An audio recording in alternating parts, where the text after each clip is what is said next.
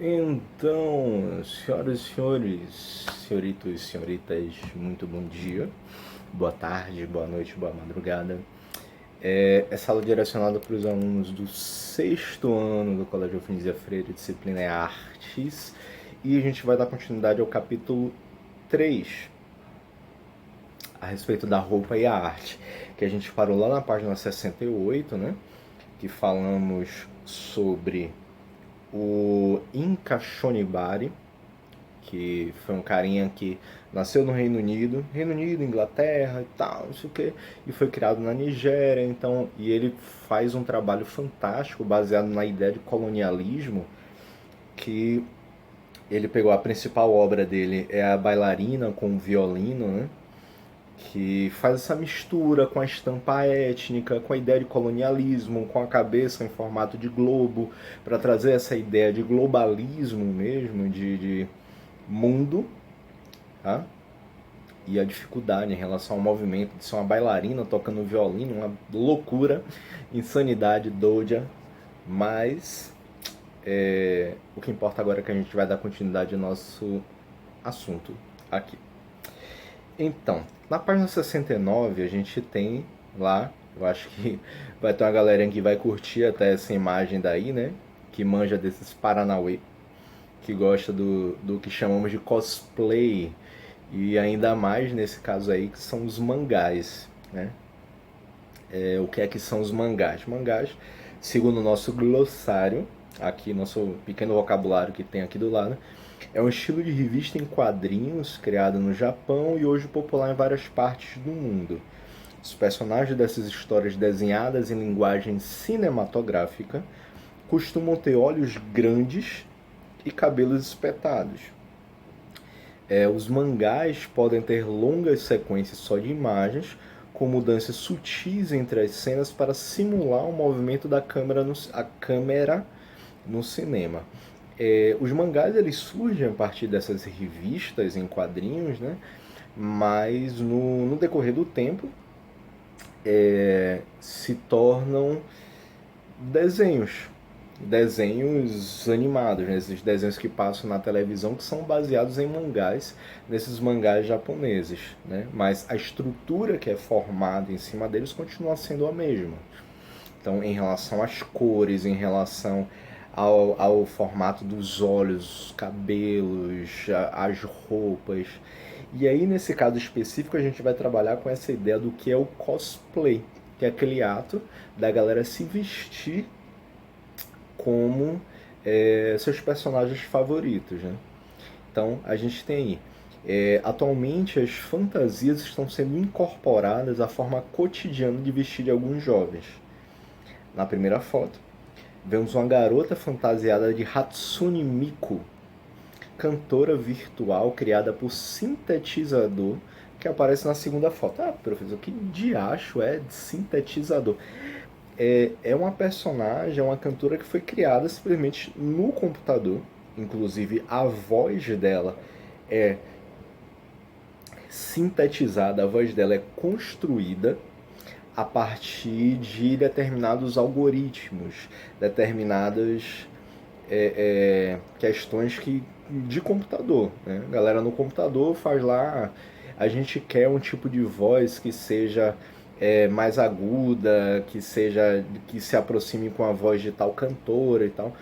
E eles fazem tudo isso através do próprio computador. Eles sintetizam essas informações, eles organizam essas informações para criar um determinado tipo de voz.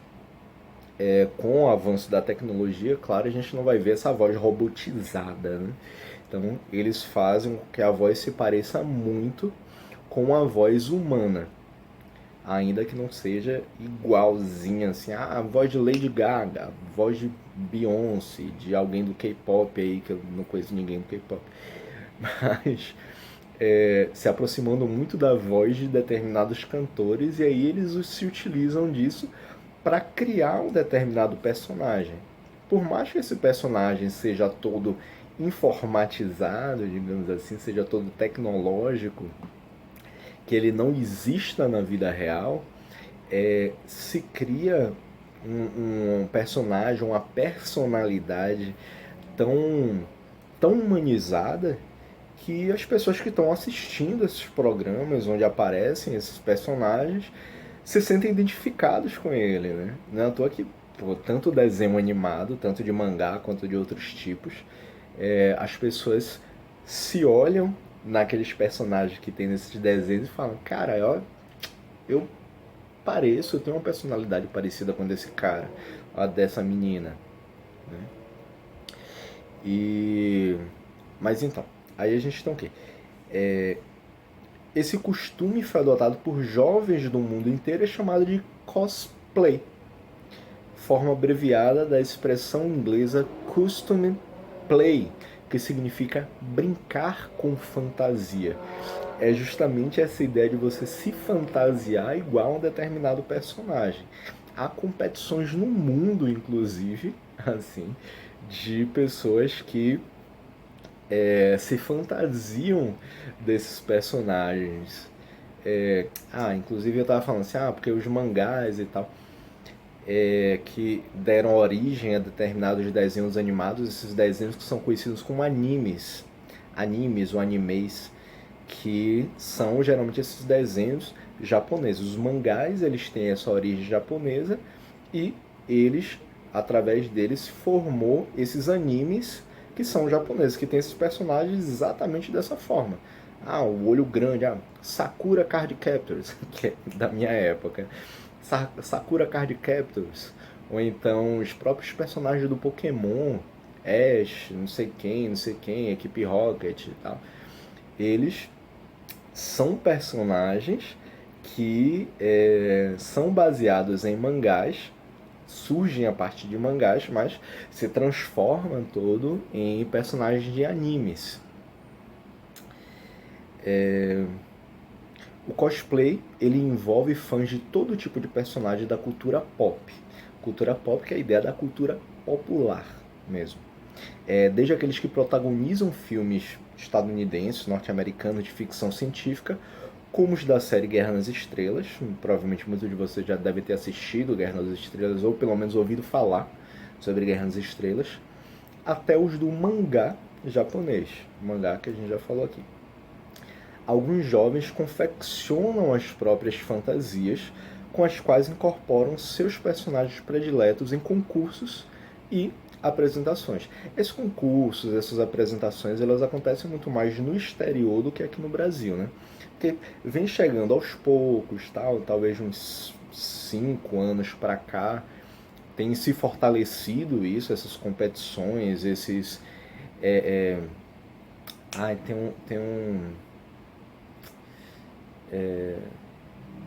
Eu esqueci, tem um evento aqui no Brasil que é bem famoso em relação a isso. Deixa eu jogar aqui no Google. Tem um evento que é bem famoso em relação a isso aqui no Brasil, que o pessoal se fantasia, né? Deixa eu ver o nome desse evento. São os animes. Festival de anime mesmo. Geek Nation Brasil, BGS Cosplay, Geek Nation, que é a nação geek, né? São considerados essa galera geek, que é justamente o pessoal que se fantasia muito disso, né? World Cosplay Summit. Enfim, tem uma parada geek em São Paulo mesmo. Parada Geek Nation Brasil. Mais de 150 mil pessoas reunidas nesses eventos. Enfim, que acaba sendo bem interessante, né? Principalmente o polo acaba sendo São Paulo, Rio de Janeiro, essa região sudeste mesmo, que é muito forte em relação a isso, principalmente porque tem uma comunidade japonesa muito grande lá, então consequentemente o pessoal acaba trazendo muito mais dessa cultura deles para cá pro Brasil, né? Mas de vez em quando a gente vê essas questões também acontecerem aqui no Nordeste. Aí você vê mais, Salvador, Recife, são as capitais maiores aqui dentro do Nordeste, né? E aí tem uma perguntinha, claro, né? De que personagem você se vestiria para um encontro como esse? Qual personagem de anime, qual personagem de desenho animado que vocês escolheriam para poder se vestir para ir para um evento como esses, assim? Eu não faço ideia. Talvez, sei lá, algo dos Cavaleiros do Zodíaco, que é de minha época também, né?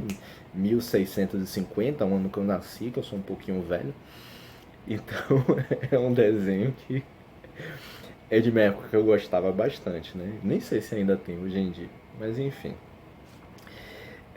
E aí novamente a gente volta, passando já para a página seguinte, né, na página 70, novamente a gente volta a falar sobre a Zuzu Angel. Já tínhamos falado da Zuzu Angel na página 64, né?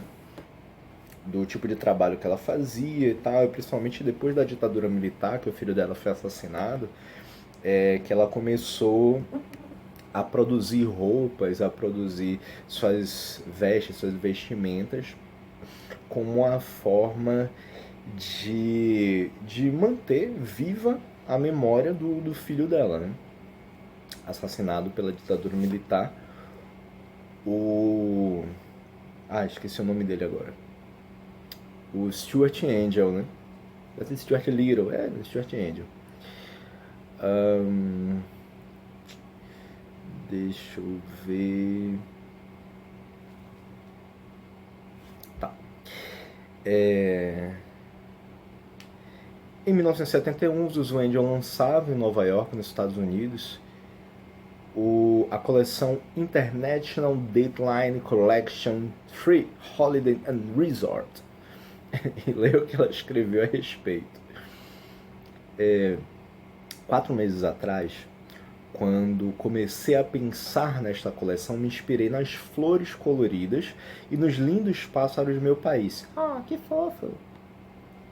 Mas depois, vários tipos de pesadelo entraram repentinamente na minha vida. E claro, as flores murcharam, os pássaros ficaram loucos e eu produzi uma coleção com uma história política. Ah, tá, não é que as flores realmente tenham murchado, né? Que ela pegou a flor, vou colher as flores de repente. A flor murchou. Não é que o pássaro tava lá voando e de repente começou a gritar loucamente e sai cagando na cabeça de todo mundo. Não foi isso que aconteceu. É só uma metáfora, né?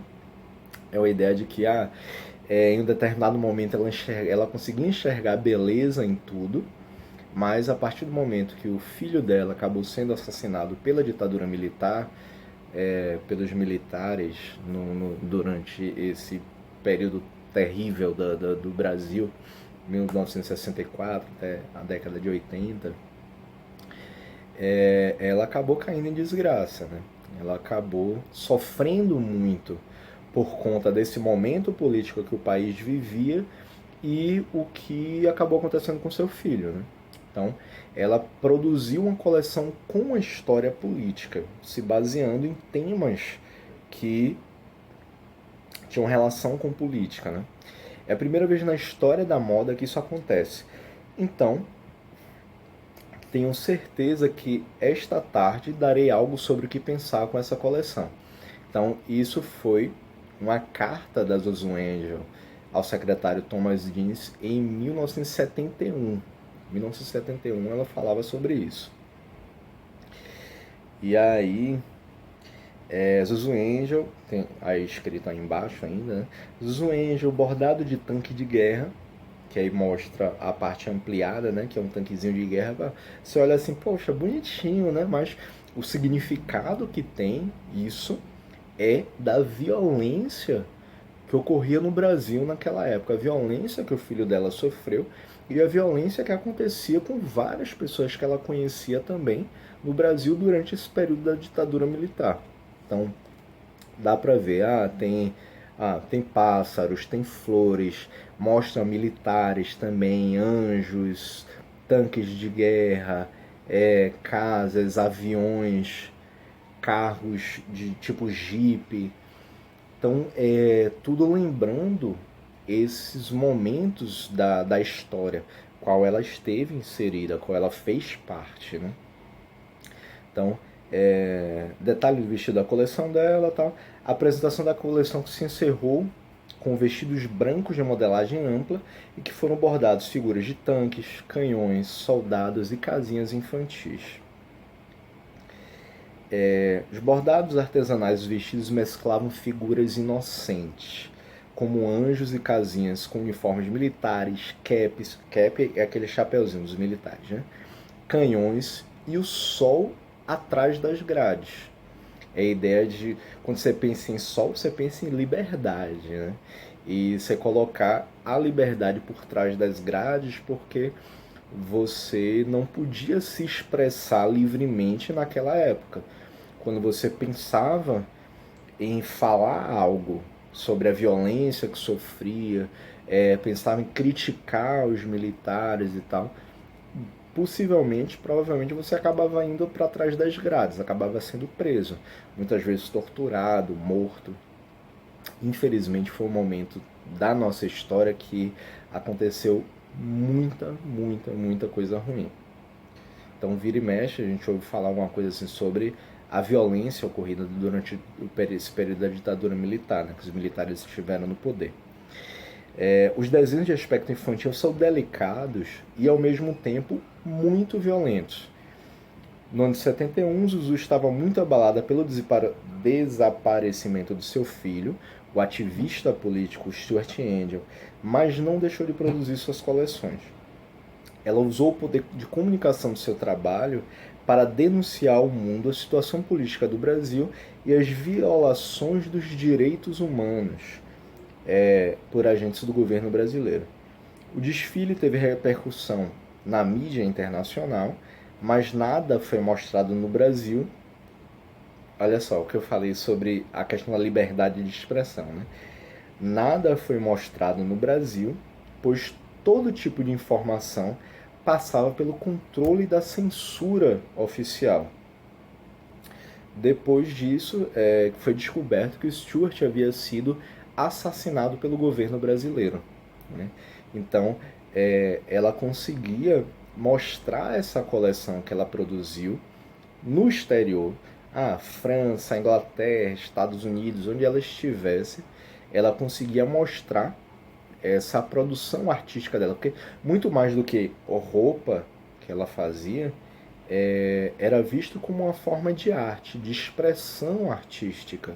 Então, por fazer uma crítica, ainda que não fosse uma crítica assim muito aberta em relação à ditadura, mas era uma crítica, né? E todo tipo de produção artística, primeiro os militares tinham que pegar assim e olhar. Você entregava um livrinho com os desenhos, com os textos e tal. Os militares pegavam assim e liam. Tá falando mal da gente. Não vai passar não. Isso aqui a gente não vai poder passar aqui no Brasil não.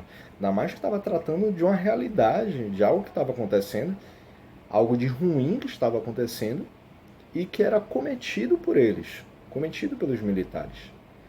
Então, era censurado isso. Não podia ser mostrado, a realidade não podia ser mostrada para a população, porque foi um momento muito bizarro, muito ruim da realidade nacional, né? Enfim, hoje não é café não, é suco. Tendência versus invenção, página 71. A cada estação do ano, a indústria da moda propõe novas combinações de cores, texturas e formas que caracterizem a coleção. Essas propostas são chamadas de tendências. Então, por isso que a gente vê direto assim. De repente a gente está assistindo televisão e aparece uma propaganda da Riachuelo, da C&A, de não sei quem, e mostra assim, coleção primavera-verão, coleção outono-inverno, são as tendências da moda.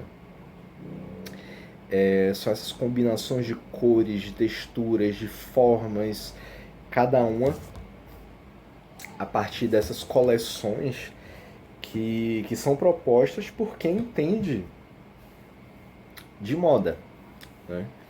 Então, chega um determinado momento, uma determinada época do ano em que as roupas elas precisam ser mais voltadas para uma determinada tendência.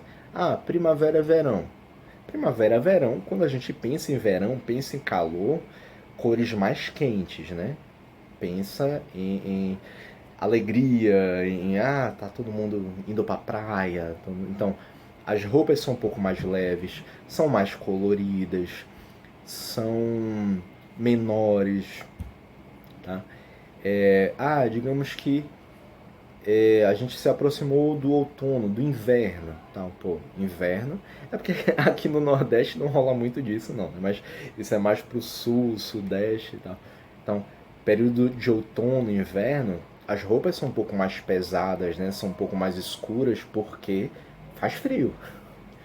Ou então, digamos, é época de Copa do Mundo. Pronto. Qual é a tendência então das roupas desse período? As roupas que se aproximam à ideia de futebol, de seleção brasileira. Mas tem gente que gosta de Portugal, tem gente que gosta da Jamaica, da África do Sul, dos Estados Unidos. Então, as roupas naquela época, nessa época de Copa do Mundo, têm uma tendência a serem mais ligadas a essa ideia do futebol, ao mundo do futebol, né? Olimpíadas, a mesma coisa. É um período de pandemia, a galera vai se vestir o quê? Com as roupas de vírus. Não, brincadeira, viu, gente? Não tem essa não. Para os consumidores, as tendências são sempre uma novidade. Porém, na realidade, elas são planejadas com muita antecedência, pois há várias etapas entre a produção de fios que vão compor o tecido e a confecção das roupas que serão vendidas nas lojas. Então, as roupas ainda vão ser vendidas daqui a 6 meses, mas já precisa ser pensada muito antes, porque você começa a produzir isso muito antes, né? Tem o pensamento sobre a ideia de colher o algodão, porque as cores precisam ser predominantemente, né, principalmente as cores, digamos, vermelho, amarelo e branco. Vermelho, amarelo e branco. Pronto, então, com antecedência, alguns meses antes, eles já começam a produzir numa escala maior, numa quantidade maior, tecidos com essas cores. Tá se aproximando o final de ano. Final de ano a galera costuma se vestir mais de branco. Então a quantidade de roupas que entra no mercado uns 2, 3 meses antes já começa a ser roupas brancas, né? Porque a galera já começa a comprar com antecedência essas roupas para a virada do ano, para os primeiros dias do ano, né? Então, precisa ser planejado com antecedência a produção dessas roupas. Isso tudo envolve essa arte, essa moda toda, né? Existem empresas especializadas em colher informações entre os consumidores para descobrir suas preferências de vestuário. Lembrando, vestuário, vamos voltar lá na página. Meu Deus, que página é? Não sei. Lá na página 62, que a gente falou sobre vestuário, né? A indumentária é a arte relacionada ao vestuário nas diferentes épocas e sociedades. E vestuário é a ideia das roupas em si, né? O vestuário, as vestimentas é o que a gente veste. O vestuário é a ideia das roupas em geral, né? Professor, e vestiário, o que é? Vestiário, eu até já falei sobre isso numa das aulas anteriores. Vestiário é o local onde o pessoal troca de roupa. No futebol, né?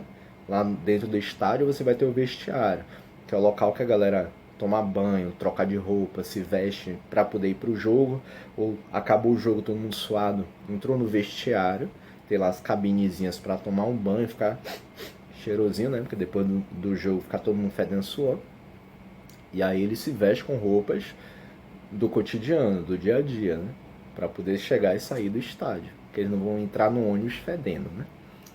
Aí o vestiário. Então, vestuário é essa ideia sobre as vestimentas, sobre as roupas, né? Aquela coleção de roupas.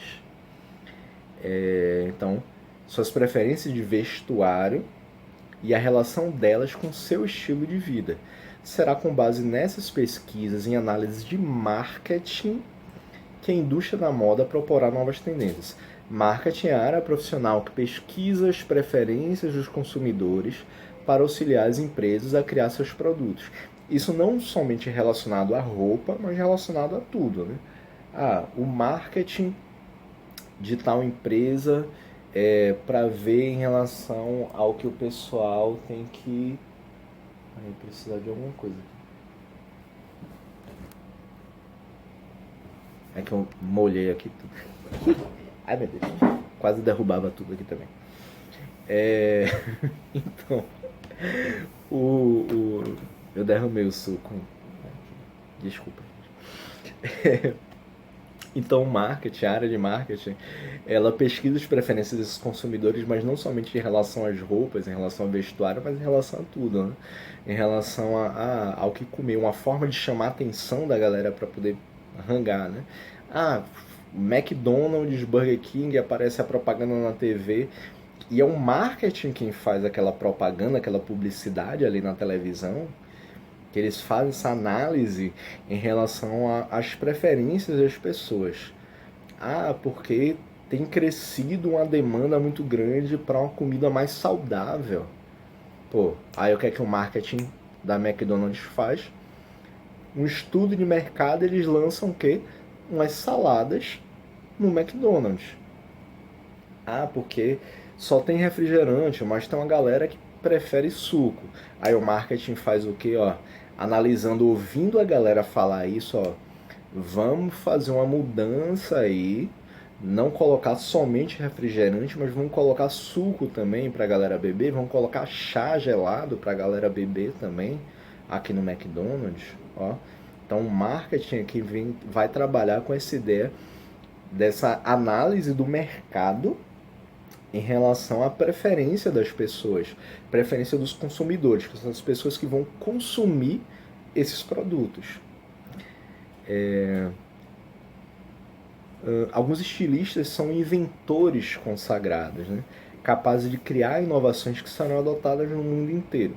Mas nem tudo que eles apresentam nas passarelas é para ser usado cotidianamente. Algumas dessas propostas são feitas apenas para ser apreciadas. Isso é interessante, né? De vez em quando a gente vê alguma coisa na televisão passar, um desfile de moda. Aquelas modelos magérrimas, magras, passando os palitos de dente, desfilando em umas roupas assim, bizarras, que você olha assim, meu Deus, eu nunca na minha vida que eu vou usar um negócio desse, assim, cheio de frufru, cheio de babado, cheio de não sei o que, parece um ardoja, parece um pavão cheio de coisa assim, os pavões misteriosos por aí. E aí, mas aquilo dali ele não vai ser usado no cotidiano, né?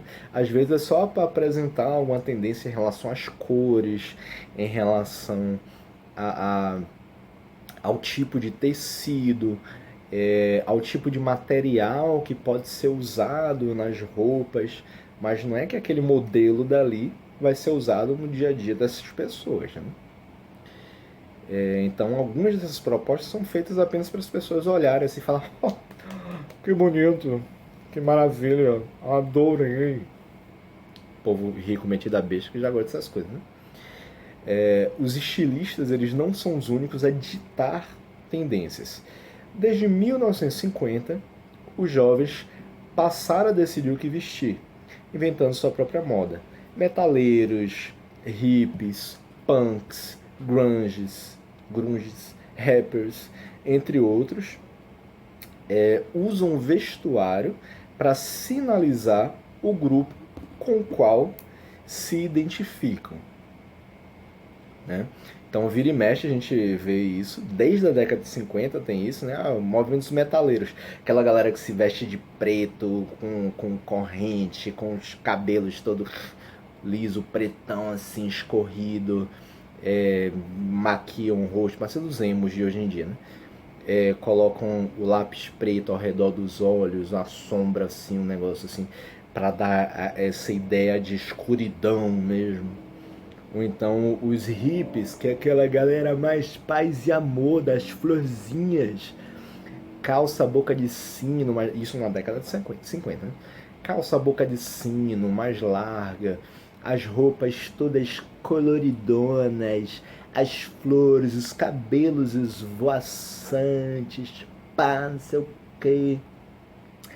Punk, que é aquela galera também que se aproxima um pouco dos metaleiros, mas usa uns cabelos um pouco mais coloridos, né? Com aquele cabelo moicano, assim, não é tipo de Neymar não, é moicano, moicano mesmo, né? Bem doido, verde, rosa, grunge, rapper e cada um sinalizando o grupo com o qual se identificam. Então, tipo, a pessoa tá andando na rua, você já bate o olho nela assim, ali é metaleiro. Aquele dali é fã de K-pop. Aquele dali é punk rock. Aquele dali só tem mau gosto mesmo, né? O pessoal olha pro professor, né? Assim, não, esse só tem mau gosto mesmo. Pô, professor, se veste melhor, viu? Porque não tá legal não. Desculpa aí. Brincadeira, viu, gente? O professor se veste bem. Às vezes. Mas enfim, eu vou continuar na próxima aula. Aqui a gente está na metade da página 71, né? A gente vai continuar na próxima aula, na semana que vem, para a gente finalizar esse assunto, inclusive. Beleza? É isso, galera. Valeu, foi bom, adeus.